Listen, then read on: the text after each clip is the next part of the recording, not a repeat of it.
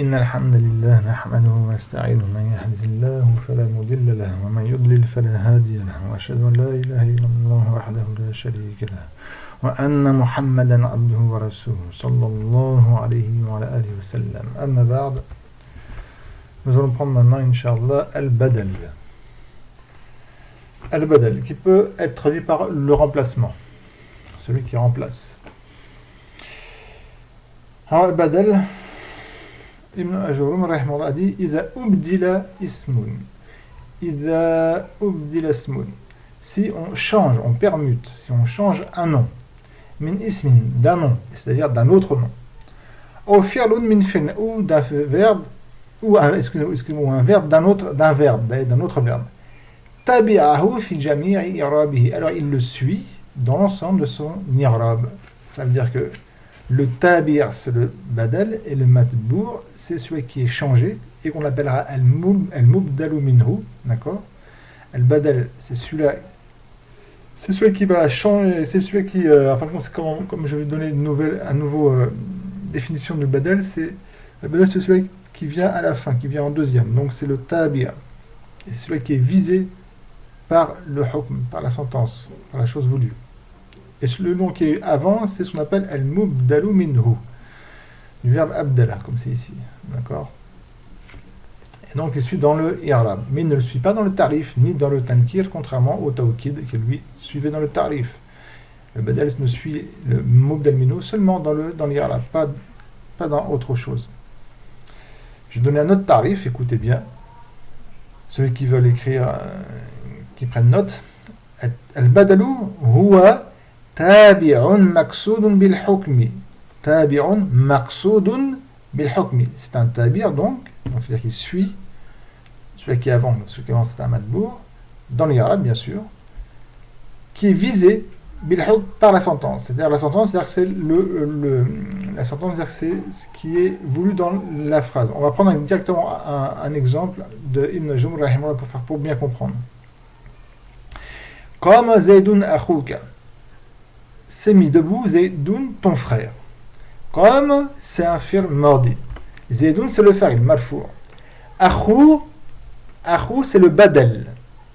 C'est un badal, il est mudaf. Wal kaf, mudaf ilay.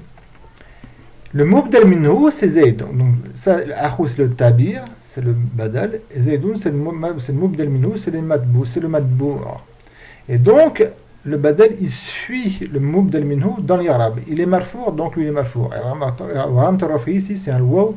Pourquoi? Parce qu'il fait partie des al-asma al-khamsa.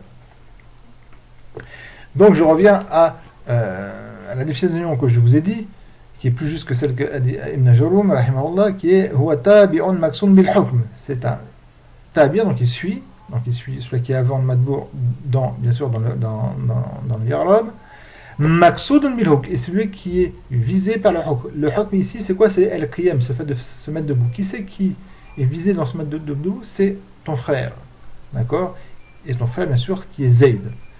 Et donc, on a cité Zayd en premier, c'est lui le fa'il, afin de préparer lequel frère que je vise. Parce que si, par exemple, je dis à une personne qui a plusieurs frères. Il a par exemple un frère qui s'appelle Zayd, un autre frère qui s'appelle Hassan, un autre frère qui s'appelle, je sais pas moi, Mohammed. Si j'aurais dit comme Akhouka, ton frère s'est mis debout, il ne va pas savoir quel frère. D'accord? Et cette personne-là à qui je parle, donc je vais lui dire comme Zaydoun, pour bien lui faire comprendre que c'est ton frère Zayd. Donc Zayd s'est mis debout, Zayd, ton frère. D'accord? Donc voici l'utilité du badal. Si j'aurais dit seulement à Khouka, il n'aura pas su lequel frère. Donc je vais le préparer à savoir quel Zayd. Alors vous allez me dire pourquoi je ne me suis pas arrêté à Zayd, pourquoi je n'ai pas dit seulement comme Zaydoun? Parce qu'il y a une autre chose, c'est que des Zayd, moi je connais plusieurs Zayd et lui aussi. Donc si j'aurais dit comme Zayd, il n'aura pas pu savoir quel Zayd, lequel, son frère ou un autre qui est un ami commun ou un autre. D'accord? Donc le fait que je dise Zayd ou Agourou, ça spécifie bien qui est son frère, lequel Zayd.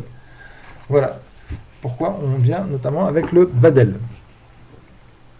Donc je répète la définition, huwa tabi'un maqsoun bil hukmi bila wasitatin raf. atf, excusez-moi, bila wasitati atf, sans qu'il y ait un intermédiaire de harf, de atf, excusez-moi, qu'il n'y ait pas de harf atf, parce que comme on avait vu, si jamais par exemple c'est avec le bal, pourquoi on dit ça, la meilleure définition, parce qu'avec bal, si j'aurais dit, par exemple, l'exemple est lourd, comme Zaidoun bal akhouka, si j'aurais dit, c'est mis debout, Zaid, mais ton frère. Parce que là, Zaid, je parle d'une autre personne. On a un ami, et celui avec qui je parle, il a un seul frère, d'accord? Il a un seul frère. Et on a un ami qui s'appelle Zaid. Et je dis, comme Zaidoun bal akhouka. Ça voudrait dire, rappelez-vous dans le Hajj, que ça veut dire ceci, c'est mis debout, Zaid, mais ton frère. C'est-à-dire que, enfin, c'est pas Zaid, mais c'est ton frère qui s'est mis debout. À ce moment-là, Akhouk, c'est toujours lui qui est visé par le hukm du qiyam, mais c'est avec l'intermédiaire d'un harf, d'accord, qu'on aura mis, qui est bal. C'est pour ça qu'on dit maqsoudun huwa tabi'un maqsoud bil hukmi bila wasitati atf, bila wasitati atif, bila wasitati harf atf. Donc c'est celui qui akhouk, le badal, c'est celui qui est visé par le hukm, ici c'est le qiyam, le hukm, la sentence, sans qu'il y ait l'intermédiaire d'un harf atf. Voilà. Maintenant, on va poursuivre dans ce qu'a dit Ibn Jurun, rahimahullah. Mais excusez-moi, non, je vais encore donner quelques petites précisions. Il suit dans son i'rab. Il suit seulement dans l'i'rab. Il ne suit pas dans autre chose. Il ne suit pas notamment dans le tarif, tankir, ni dans le tazkir ou ta'nis. Ça veut dire que le badal peut être muannath, mais féminin, et le mubdal minhu peut être féminin, et le badal peut être masculin, ou l'inverse.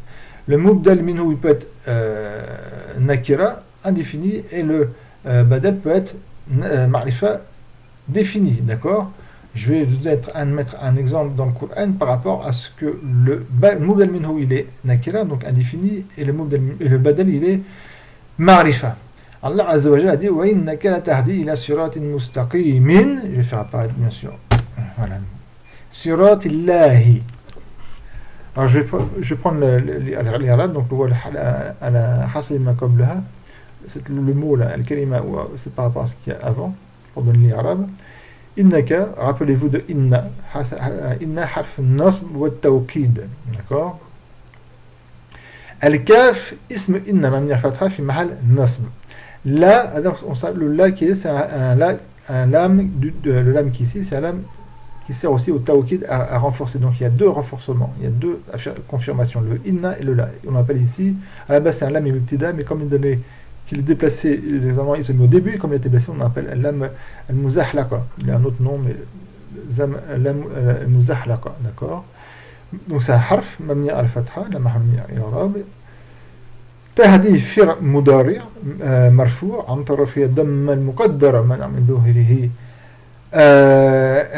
من ظهورها الثقل, donc il est marfou, l'indication de son raf c'est le damma qui est muqaddara, ce qui a empêché d'apparaître c'est la lourdeur, la tahdiou, ça se dit pas, le fa'il c'est un damil mustatir fihi wujuban taqdiruhu anta, toi, donc Allah il parle à son prophète Mohammed sallallahu alayhi wa sallam. Certes, toi, tu guides à un chemin droit, le chemin d'Allah. La traduction, c'est ça. Il a harf khafd, siratin ism makhfoud, wal majmou' muta'alliq bil fi'l, mustaqimin sifa, nart. Vous dites sifa ou nart, d'accord? On a dit le nart.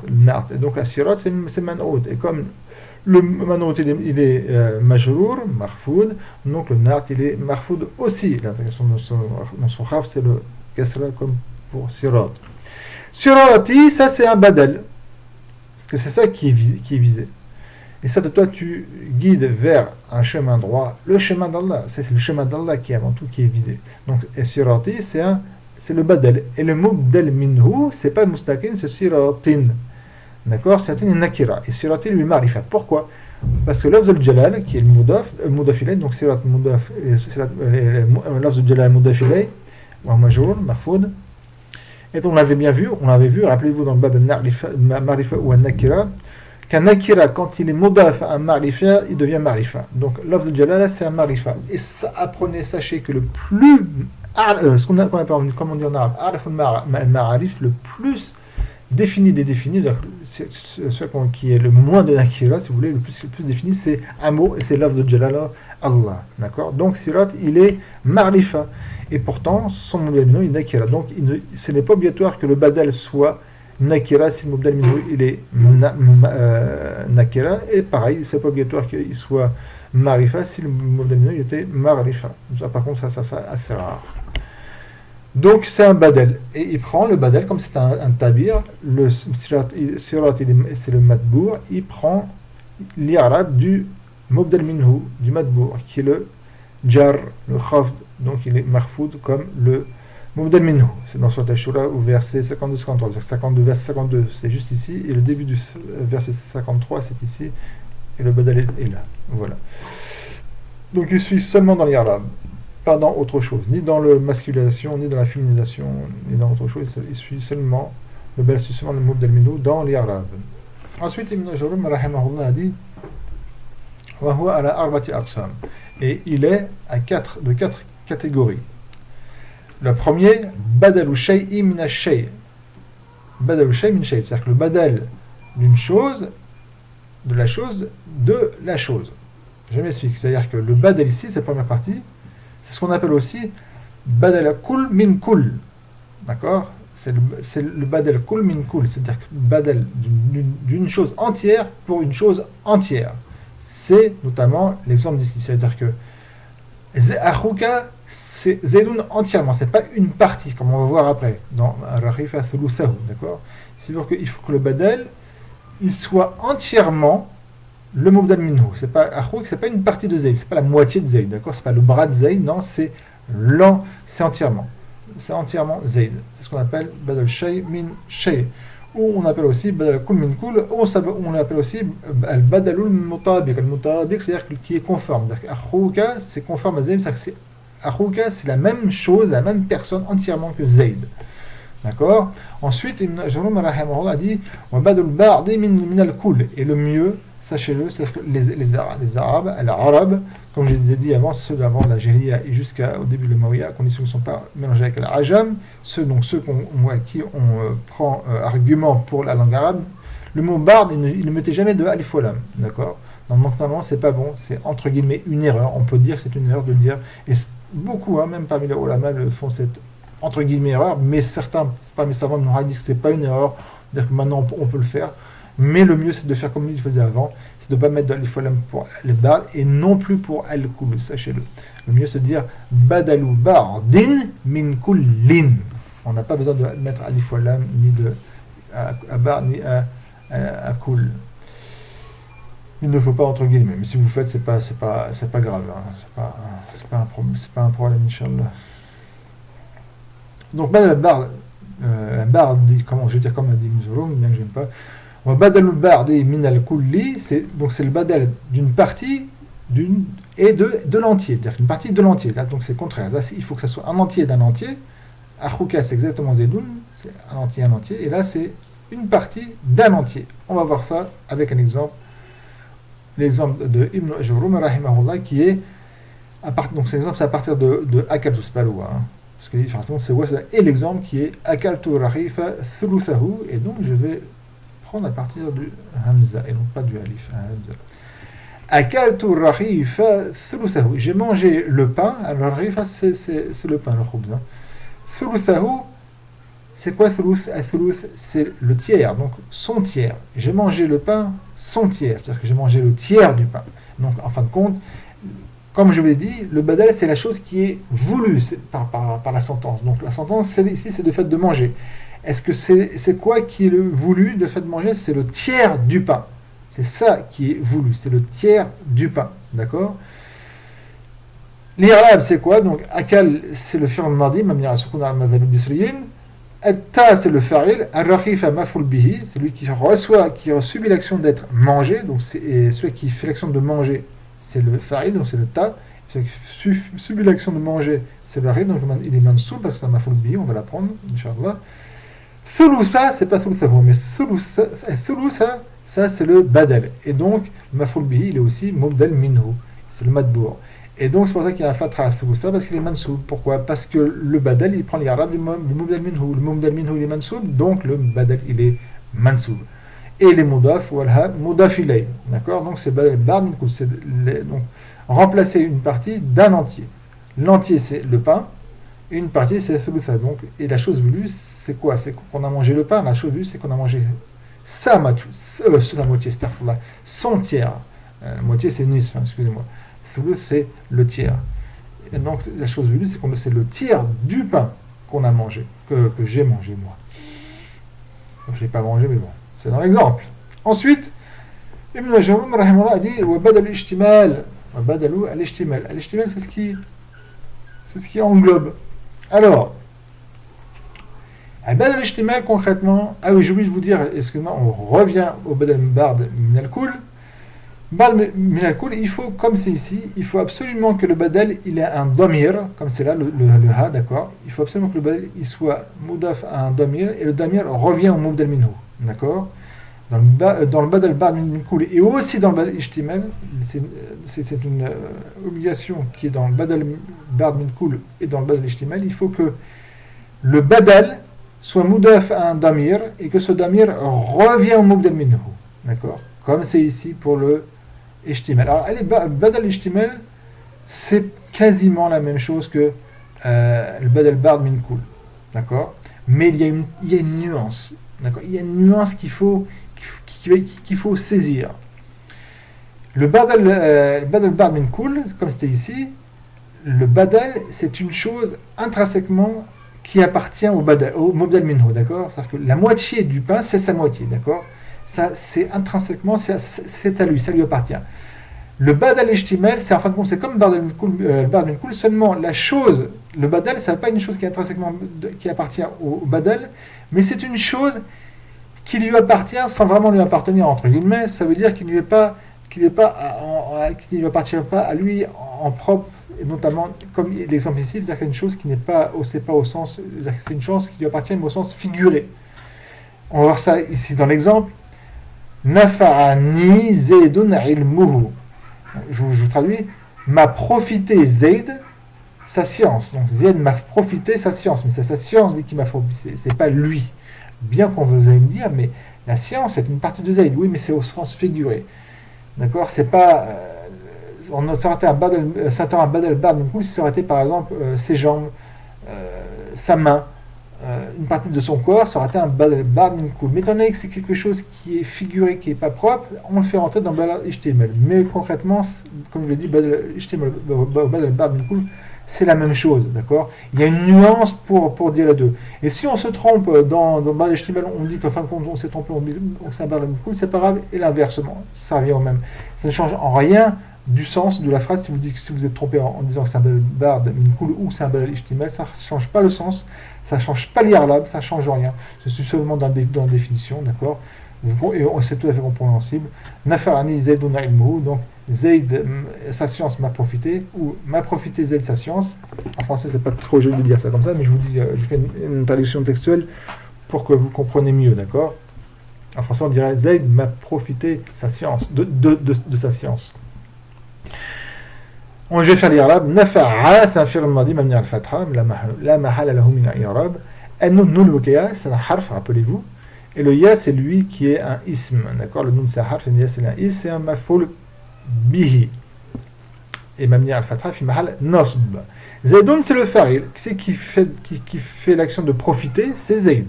Qui c'est qui subit l'action qui c'est qui subit le profit? Donc c'est celui sur qui.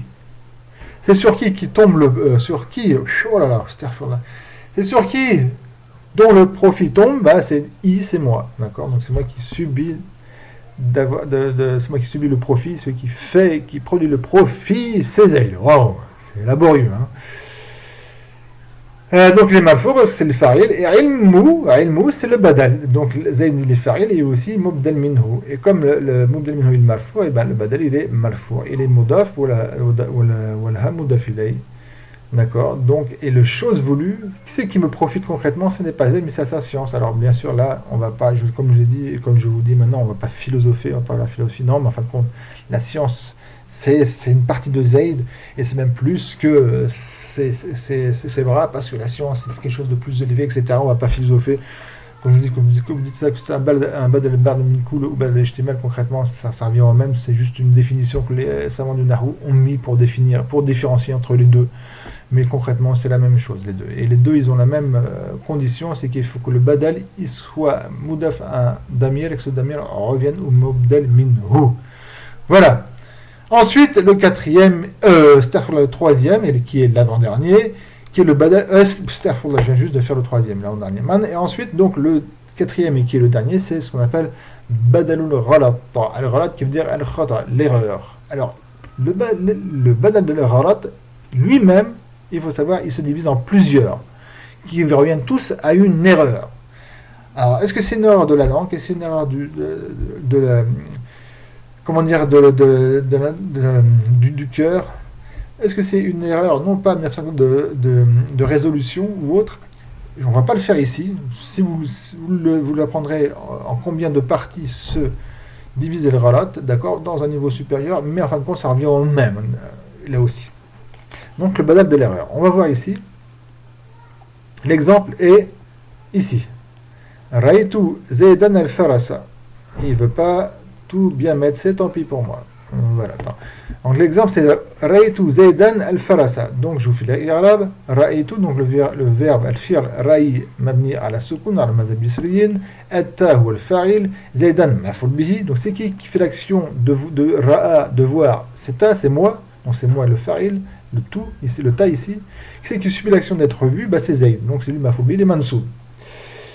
Et al-farasa, c'est le badal, enfin c'est lui la chose voulue par la vision. Enfin quand je me suis trompé, c'est-à-dire que je vous dis, j'ai vu Zayd le cheval. C'est-à-dire que je me suis trompé, au moment que j'ai dit Reitu Zayd, je me suis trompé en fin de compte, c'est pas Zayd que j'ai vu. Mais ma langue a fourché, ça c'est l'heure de la langue, ma langue a fourché comme on dit, j'ai dit Zayd. Et je me rattrape, je dis al-farasa. Et le cheval, pour m'en rattraper. D'accord? Ça veut dire que c'est pas Zayd que j'ai vu, mais c'est bien le cheval que j'ai vu.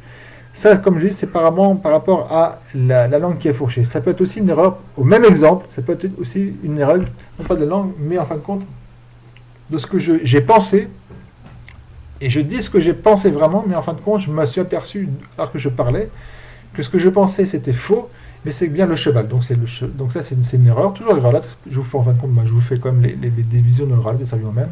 Ça, c'est quand c'est la pensée qui fait une erreur et non pas la langue. Et l'autre erreur, c'est quand j'ai bien vu Zayd, je l'ai bien vu, Raytu Zaydan, mais en fin de compte, pendant que je parle, c'est pas Zayd que je veux, que j'ai envie de fin de compte, qui est important que je vous dise, bien que c'est bien lui que j'ai vu, c'est le faras, donc je veux dire Raytu Zaydan, al-farasa, le cheval. Je l'ai bien vu Zayd, donc je ne me suis pas trompé dans ma vision. Mais en fin de compte, je me suis trompé parce qu'en fin de compte, ce qui est important, ce que je vous dis, c'est al-faras. Voilà, je vais faire en fin de compte les divisions, les catégories de l'erreur. Sachez une chose aussi, que le mieux, c'est de ne pas dire Raytu Zaydan al-farasa, et comme je vous ai dit avant, il faut dire quand on fait l'exemple, il faut dire comme ça. Ra'aytu Zaydan nil farasa. Parce que là, le tanwin, c'est un nun sakina. Donc il y a un soukoun, après il y a un soukoun, et donc on met un kasra sur le nun sakina qui est prononcé mais qui n'est pas écrit. C'est ça un tanwin. C'est un nun sakina malfoudan la marhtoutan. C'est un nun sakina qui est un soukoun qui est prononcé mais qui n'est pas écrit. Donc oui, ce que je veux dire aussi, c'est important, le mieux c'est pas dire Raytu Zaydan il farasa, mais se dire Raytu Zaydan bel el farasa. J'ai vu Zaydan, mais le cheval. C'est-à-dire ça pour bien faire comprendre qu'en fin de compte je me suis trompé. Que ce soit une des trois catégories que je vous ai dit, le mieux c'est de dire bel. Pourquoi? Parce que par exemple, je vais vous dire, vous allez mieux comprendre avec cet angle-là, Raytu Zaydan, et là je vais dire el himar. Vous allez comprendre. Al-Himar. D'accord? C'est même, au lieu de faire ça, je mets Al-Himar pour mieux. C'est pas moi, pas de moi, c'est moi qui ai trouvé ça. Un très bon exemple. Vous le trouverez notamment dans les livres de Nahou. Donc, c'est les savants de Nahou qui l'ont mis pour bien faire comprendre pourquoi il est mieux de dire Bal. Si je dis Raytu Zaydan al-Himar, et donc, d'accord, et je me suis trompé, soit c'est une erreur de langue, ou une erreur de la pensée, ou une erreur de Pas d'estimation. Ah, vous m'avez compris, c'est la troisième erreur que j'ai dit, c'est qu'en fin de compte, durant la phrase, j'ai bien vu Zayd, mais en fin de compte, c'est pas ça que je voudrais vous dire, mais c'est l'autre chose que j'ai vu qui est un âne. Maintenant, ça veut dire quoi si je dis ça d'emblée?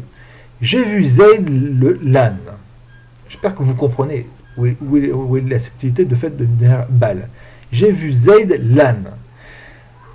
On peut comprendre que al-himar, en fin de compte, c'est pas un badal, mais c'est un nart. Vous vous rappelez nart? Nart, qui veut dire, en fin de compte, ici, al-barid, al-safi, la personne qui est stupide. D'accord? Et donc, c'est-à-dire que j'ai vu Zayd l'âne, c'est-à-dire que j'ai vu Zayd le stupide. Vous comprenez? C'est pas ça que je veux dans ma phrase. Je ne veux pas qualifier Zayd d'âne, c'est-à-dire de stupide, mais en fait, quand je me suis trompé. Donc le mieux dans tous les badal al-ghalat, que ce soit une des trois catégories que je vais citer, le mieux c'est toujours de dire bel, pour pas que celui qui écoute pense que je suis en train d'insulter Zayd et en train de dire que c'est un himar. Mais si je dirais tout Zaydan bel himar, j'ai vu Zayd. Non, mais l'âne, la personne qui attend comprend qu'en fin de compte je me suis trompé, c'est pas Zayd que je veux informer comme quoi que j'ai vu, mais c'est bien l'âne. D'accord? Donc c'est mieux de marquer, de dire bal et non pas de mettre excusez-moi, astaghfirullah, c'est mieux de ne jamais utiliser badal al-ghalat, c'est mieux de jamais l'utiliser, surtout dans ce genre d'expression, parce qu'on pourra penser qu'en fin de compte vous insultez Z, alors que ce n'est pas toutes les choses voulues, et s'il est là ou s'il y a son ami ou sa sœur ou je ne sais pas où son père, il pourrait mal le prendre. C'est de mettre, donc ne jamais utiliser si possible badal al-ghalat, mais de mettre bal à la place. Et donc, bien sûr, al-himar devient martouf, c'est plus un badal. Et lui, Zaydan martouf alayhi. Ibn Ajrum a dit ensuite, Faralita, non, enfin, qu'il explique, Faralita, donc tu t'es trompé, donc tu as changé Zaydan de lui. C'est-à-dire que tu as, au lieu de marquer Z, de dire Z, tu as mis al-faras. Là, il fait l'explication de ça. Aratta an takul, tu as voulu dire al-faras, donc tu vas dire raytul farasa, mais tu es trompé, donc tu as changé Zayn de par le faras, par le cheval, d'accord? C'est-à-dire que tu as voulu dire Raytul Farasa, mais tu t'es trompé à dire Zaydan, donc tu t'es vite rattrapé en disant le Farasa. Et tu as dit Raytul Zaydan le Farasa, mais comme je vous dis, comme les savants de Nahar le disent, le mieux dans le Bal al-Ghalat, c'est de mettre Bal, Raytul Zaydan Bal al-Farasa. Voilà, subhanakallahumma bihamdik, la ilaha illa ant, astaghfirullah wa atubu ilayh.